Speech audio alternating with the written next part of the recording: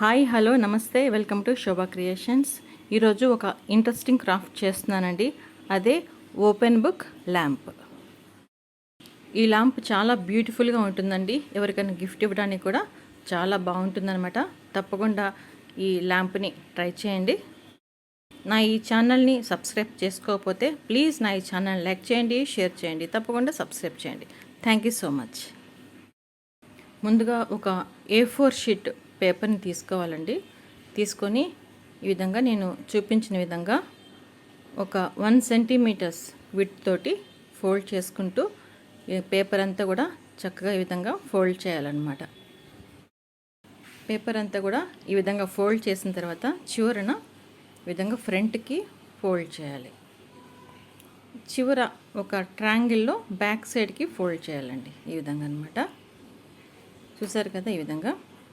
ఇప్పుడు ఇటు సైడ్ కూడా ఫ్రంట్కి ఫోల్డ్ చేయాలి, బ్యాక్ వైపుకి ట్రయాంగిల్ షేప్లో ఫోల్డ్ చేయాలి. ఇదండి ఫస్ట్ పేపర్ అంతా కూడా ఈ విధంగా ఫోల్డ్ చేసి పెట్టుకోవాలన్నమాట. ఇది ఫస్ట్ స్టెప్. ఇప్పుడు పేపర్ అంతా ఓపెన్ చేస్తే మనకి డిఫరెంట్గా కొన్ని ఫోల్డింగ్స్ కనిపిస్తాయి. ఇప్పుడు చూడండి, పేపర్ అంతా ఒక్కసారి ఓపెన్ చేసి చూడండి.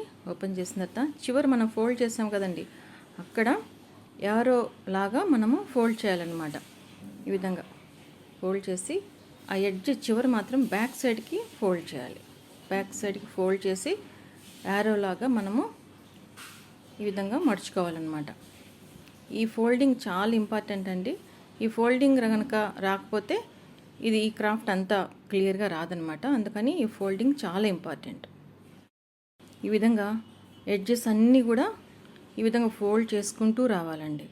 బోత్ సైడ్స్ అనమాట, అటువైపు ఇటువైపు కూడా చక్కగా ఇదే యారో మాదిరిగా ఫోల్డ్ చేసుకుంటూ రావాలి.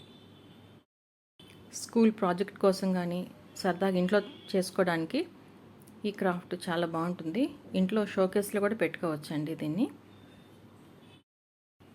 చూస్తున్నారు కదా, ఈ విధంగా మొత్తం ఫోల్డ్ చేసుకోవాలి. చూడండి నేను ఎలా ఫోల్డ్ చేశాను, ఈ విధంగా అనమాట. మళ్ళీ అన్నీ కూడా ఈ విధంగా దగ్గరికి తీసుకొని రావాలండి. ఫోల్డ్ చేసి ఈ విధంగా అనమాట. ఒక సైడ్ అయిపోయింది, మరొక సైడ్ కూడా సేమ్ ఇదే విధంగా ఫోల్డ్ చేసేయాలన్నమాట. సేమ్ అలాగేనండి, ఈ విధంగా అనమాట. చూస్తున్నారు కదా, సేమ్ ఫోల్డ్ చేయాలి. చూసారు కదా, ఇలాగా చూసారు కదా. ఇటువైపు కూడా ఈ విధంగా యారో లాగా ఫోల్డ్ చేసుకోవాలన్నమాట. ముందుగా చెప్పాను కదండి, ఫోల్డింగ్ చాలా ఇంపార్టెంట్ అని.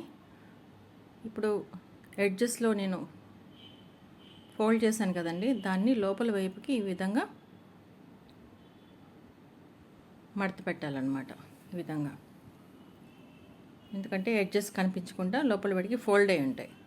అందుకోసమని ఎడ్జెస్ని ఈ విధంగా ఫోల్డ్ చేసుకోవాలి. 2 సైడ్స్ని కూడా ఆ విధంగానే ఫోల్డ్ చేసుకోవాలండి. దీంట్లో మెయిన్ ఇంపార్టెంట్ ఏంటంటే ఫోల్డింగ్ అనేది చాలా ఇంపార్టెంట్ అండి. ఒకవేళ రాకపోతే 1-2 సార్లు ప్రాక్టీస్ చేయండి, ఏం పర్లేదు, తప్పకుండా వస్తుంది. చూసారు కదా ఎలా వచ్చిందో ఫోల్డింగ్ యారో షేప్లో. ఈ ఫోల్డింగ్ రాకపోతే మనకి ఓపెన్ బుక్ అనేది రాదనమాట. అందుకోసమే నేను ఇన్నిసార్లు చెప్తున్నాను. ఒకవేళ రాలేదనుకోండి, ప్రాక్టీస్ చేయండి, తప్పకుండా వస్తుంది. మరొక A4 షీట్ తీసుకొని మిడిల్కి ఫోల్డ్ చేయాలన్నమాట. ఇప్పుడు మనము స్టార్టింగ్ పాయింట్ని ఎండింగ్ పాయింట్ని మనము స్టిక్ చేయాలి. ఫస్ట్ స్టార్టింగ్ పాయింట్ని గ్లూ తోటి స్టిక్ చేస్తున్నాం. నేను ఇటువంటి ఫోల్డింగ్ స్టాండ్ తీసుకున్నాను కదండి. ముందుగా ఫస్ట్ దాన్ని స్టార్టింగ్ పాయింట్లో ఈ విధంగా ఫిక్స్ చేశాను అనమాట. అది అంటుకున్న తర్వాత దానిపైన మళ్ళీ గ్లూ పెట్టి సెకండ్ది నేను ఈ విధంగా అంటిస్తున్నాను. ఈ విధంగా అనమాట. గ్లూ పెట్టి చక్కగా అంటించేయాలి. తర్వాత ఇది కూడా క్లోజ్ చేయాలి. చివరి ఆ పేజీ కూడా క్లోజ్ చేసి ఎండింగ్ కూడా మనము అంటించాలన్నమాట. మధ్యలో అంతా కూడా అంటించక్కర్లేదు, ఎందుకంటే అది ఓపెన్గా ఫ్రీగా ఓపెన్ అవ్వాలి కాబట్టి బుక్. అందుకోసమని స్టార్టింగ్ మరియు ఈ విధంగా ఎండింగ్ ఈ విధంగా ఫోల్డ్ చేసుకోవాలి. కొంచెం అంటించేటప్పుడు కొంచెం కేర్ఫుల్గా ఉండండి. అన్నీ పేపర్లన్నీ అంటుకుపోయి మెస్సీగా అయిపోతుంది అనమాట. అందుకోసమని అలా రాకుండా చాలా కేర్ఫుల్గా నీట్గా అంటించుకోవాలి. మెయిన్ ప్రొసీజర్ అయిపోయిందండి. ఇప్పుడు పైన మనము ఏదైనా డెకరేషన్ పేపర్ కానీ లేకపోతే కార్డ్బోర్డ్ కానీ తీసుకోవాలన్నమాట. చూసారు కదా, ఈ విధంగా ఇట బట్టి పేపర్ ఉంది కాబట్టి పేపర్ కాకుండా కార్డ్బోర్డ్ లాగా ఒక స్ట్రాంగ్ ఉన్న అట్ట తీసుకోవాలి. అట్టకి మనము దీనిని ఫిక్స్ చేయాలన్నమాట.